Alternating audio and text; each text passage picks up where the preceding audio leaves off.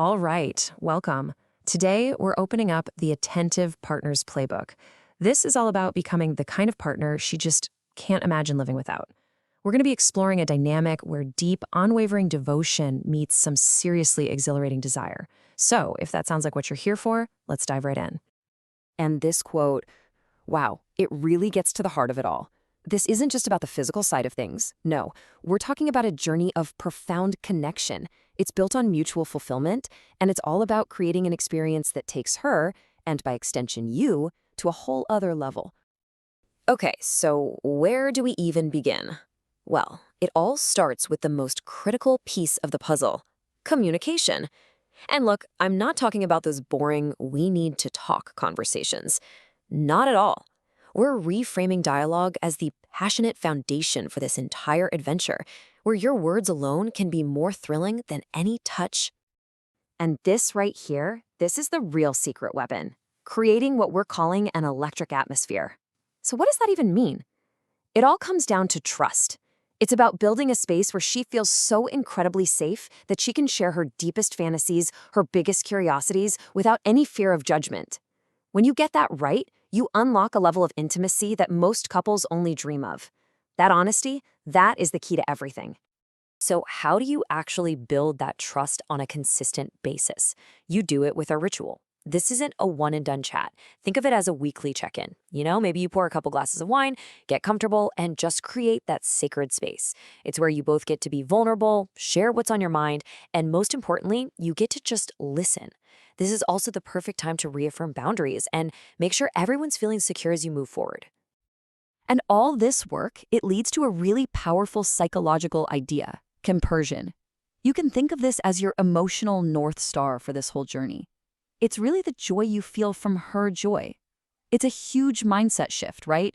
It's about moving away from any sense of possession and instead finding genuine, deep pleasure in seeing her fulfilled and happy. Cultivating that feeling, well, that's the ultimate goal. All right, so once you've laid that groundwork of trust and open communication, we can move on to the next principle. Your core mission becomes crystal clear, prioritizing her pleasure. And I don't just mean it's a priority. I mean it becomes the central pillar that holds up the entire dynamic. So, think about your role like this. You are her ultimate support system, her cheerleader, her advisor, her #1 confidant. Your main objective is to make her feel like an absolute goddess, confident, desired, and totally empowered to explore. And it's your devotion in that role that makes this whole powerful transformation possible. So, what does this look like in the real world? This is a great little checklist.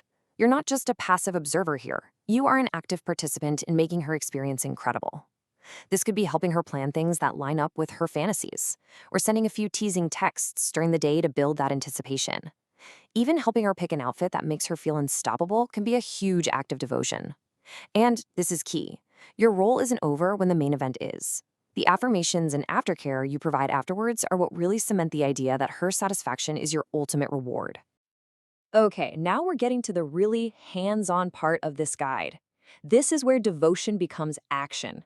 We're talking about the practical, tangible things you can do to show your unwavering commitment and make yourself absolutely indispensable. This table breaks down the entire life cycle of an experience perfectly. Let's just walk through it. It starts with initiation, right? Having those open dialogues, setting boundaries, maybe teasing with a few hypotheticals. Then you've got preparation. This is you as the ultimate wingman, helping with logistics, sending a flirty outfit idea. Then, during the experience, your role is to be supportive and respectful. But we're not done. Aftercare is so important. The emotional check-ins, the physical comfort, and finally, evolution, where you both review and adjust for the future. That whole cycle is what makes the bond stronger and stronger over time.